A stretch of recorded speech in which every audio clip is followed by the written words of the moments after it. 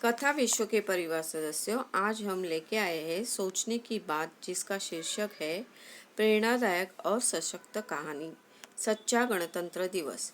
25 जनवरी की रात थी। बाहर हल्की ठंड थी और कमरे में हीटर की धीमी आवाज आ रही थी। 16 साल का आरव अपनी स्टडी टेबल पर झुंझला रहा था। उसके सामने कागजों का ढेर लगा था। उसके दादाजी कर्नल रिटायर्ड खन्ना हाथ में गर्म दूध का ग्लास लेकर कमरे में आए। क्या हुआ आरव? कल स्कूल में गणतंत्र दिवस का भाषण है ना? तैयारी कैसी है? आरव ने पेन पटकते हुए कहा। दादू, मुझे समझ नहीं आ रहा मैं क्या लिखूं। वह घिसी पिटी 1950 में संविधान लागू हुआ, हम दुनिया के सबसे बड़े लोकतंत्र है, वगैरह वगैरह। सच तो ये दादू कि बाहर देखिए क्या हो रहा है।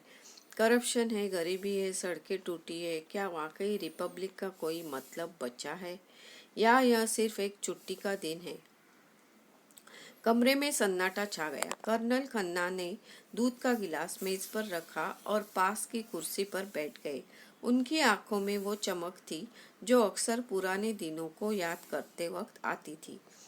उन्होंने कहा, आरव, तुम्हें लगता है कि गणतंत्र दिवस सिर्फ एक तारीख है या संविधान सिर्फ एक रूल बुक है?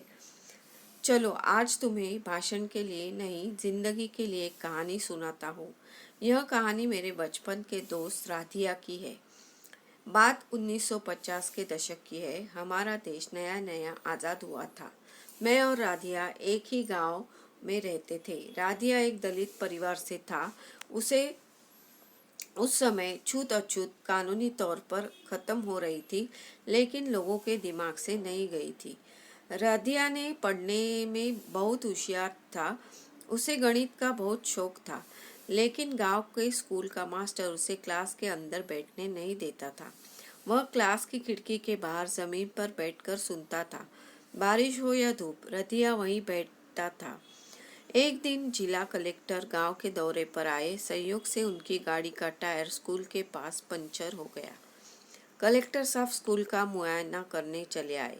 उन्होंने देखा कि एक बच्चा बाहर धूल में बैठकर स्लेट पर सवाल हल कर रहा है, जबकि बाकी बच्चे अंदर टाट कर बैठे हैं। कलेक्टर साहब ने मास्टर जी से पूछा, यह बच्चा बाहर क्यों है? मास्टर जी हिचकिचाए, साहब वो उसकी जाति जमात के नियम। कलेक्टर साहब की आंखों में गुस्सा नहीं, बल्कि एक अजीब सी शांति थी। उन्होंने अपने बैग से एक किताब निकाली। उस पर अशोक स्तंभ बना था। वो भारत का संविधान था। उन्होंने वह किताब मास्टर जी की मेज पर रखी और रदिया को हाथ पकड़कर क्लास के अंदर ले आए। उन्होंने कहा, मास्टर जी, समाज के नियम कल थे। आज 26 जनवरी है। आज से इस देश में सिर्फ एक ही ग्रंथ बड़ा है, और वह है भारत का संविधान। इसका अनुच्छेद 15 कहता है कि धर्म, जाति या जन्म के आधार पर किसी से भेदभाव नहीं होगा। यह बच्चा यही बैठेगा, सबसे आगे। आरव, उस दिन मैंने रधिया की आंखों में जो देखा वो खुशी नहीं थी, वो आत्मसम्मान था। उसे पहली बार लगा कि यह देश, ये जमीन, ये हवा उतनी ही उसकी है जितनी किसी और की। वो संविधान की किताब उसके लिए सिर्फ पन्ने नहीं, वो उसकी ढाल थी जिसने उस दिन उसे बचाया था। दादू चुप हो गए। आरव अभी भी सोच रहा था। उसने कहा, दादू, 1950 था और आज 1926 है। आज उस किताब की क्या कीमत है? तभी नीचे के हॉल में कुछ शोर हुआ। आरव और दादू नीचे गए। वह उनकी घर की सहायिका सुमा दीदी रो रही थी। उनकी 10 साल की बेटी रिया उनके साथ थी। सुमी दीदी कह रही थी, साहब, बड़े स्कूल वाले कह रहे कि रिया का एडमिशन नहीं हो सकता। वो कह रहे कि ये स्कूल गरीबों के लिए नहीं है और डोनेशन के लिए 50,000 मांग रहे। मेरे पास इतने पैसे कहाँ से आएंगे? आरव ने देखा कि रिया, जो रथिया की तरह पढ़ने में होशियार थी, अपना सिर झुकाकर खड़ी थी। उसकी आंखों में वह बेबसी थी जो शायद 70 साल पहले रधिया की आंखों में रही होगी। आरव को गुस्सा आया। यह तो गलत है। राइट टू एजुकेशन के तहत उन्हें गरीब बच्चों को सीट देनी ही होगी। दादू ने आरव के कंधे पर हाथ रखा। सिर्फ गुस्सा होने से कुछ नहीं होगा आरव। सवाल यह है कि क्या तुम इस गणतंत्र का इस्तेमाल करना जानते हो? आरव एक पल के लिए रुका, फिर वह अपने कमरे में भागा। उसने अपना लैपटॉप खोला, उसने भाषण लिखना छोड़ दिया और इंटरनेट पर शिक्षा का अधिकार के नियम निकालने लगा। उसने उस स्कूल की वेबसाइट से शिकायत का नंबर निकाला और शिक्षा विभाग का ईमेल एड्रेस ढूंढा। अगले सुबह 26 जनवरी को आरव स्कूल में भाषण देने नहीं गया। वह सुमी दीदी और रिया के साथ उस बड़े प्राइवेट स्कूल के ऑफिस में खड़ा था। प्रिंसिपल ने उसे देखकर कहा, बच्चों आज छुट्टी है, कल आना।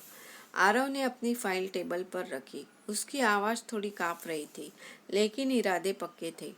सर, आज गणतंत्र दिवस है और संविधान छुट्टी पर नहीं जाता। यह शिक्षा के अधिकार अधिनियम की कॉपी है। इसके अनुसार आप आर्थिक रूप से कमजोर वर्ग को कोटे के तहत रिया का एडमिशन मना नहीं कर सकते और यह डोनेशन मांगना गैर कानूनी है। मैंने जिला शिक्षा अधिकारी को सीसी में रखकर ईमेल ड्राफ्ट कर लिया है। अगर आज एडमिशन फॉर्म नहीं मिला तो मैं सेंड बटन दबा दूंगा। प्रिंसिपल ने आरव को देखा, फिर उस फाइल को और फिर रिया को। कमरे में एक सन्नाटा था, वही सन्नाटा जो सालों पहले उस गांव के स्कूल में छाया था। प्रिंसिपल ने गहरी सांस ली, घंटी बजाई और क्लर्क को बुलाया। शर्मा जी, इस बच्ची का एडमिशन फॉर्म भरवाइए। EWS कोटे में। शाम को आरव घर लौटा। दादू बालकनी में बैठकर चाय पी रहे थे। कैसा रहा भाषण? दादू ने पूछा। आरव मुस्कुराया। भाषण तो नहीं दे पाया दादू, लेकिन आज मैंने गणतंत्र दिवस मनाया। नहीं, आज मैंने गणतंत्र को जिया है।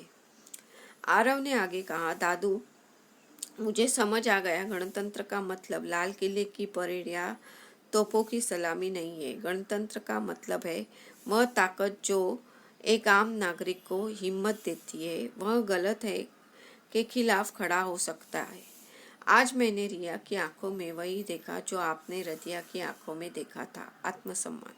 दोस्तों, आज हम यहाँ बैठे हैं आज़ादी लेके, लेकिन याद रखिए, गणतंत्र कोई जादुई छड़ी नहीं है जो सरकार चलाएगी। गणतंत्र एक मांसपेशी की तरह है। अगर हम इसका इस्तेमाल नहीं करेंगे, अगर हम सवाल नहीं पूछेंगे, अगर हम दूसरों से हक के लिए आवाज़ नहीं उठाएंगे, तो यह कमज़ोर हो जाएगा। तिरंगा सिर्फ फहराने के लिए नहीं है, यह एक जिम्मेदार है।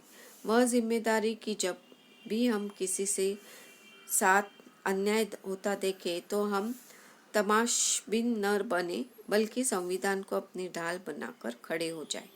यही सच्चा गणतंत्र दिवस है। जय हिंद, जय भारत। दोस्तों, कैसी लगी कहानी हमें कमेंट करके बताएं और चैनल को सब्सक्राइब करें। घंटी का बटन ज़रूर दबाएं ताकि ऐसी मज़ेदार संदेश आप तक पहुंच सके। धन्यवाद।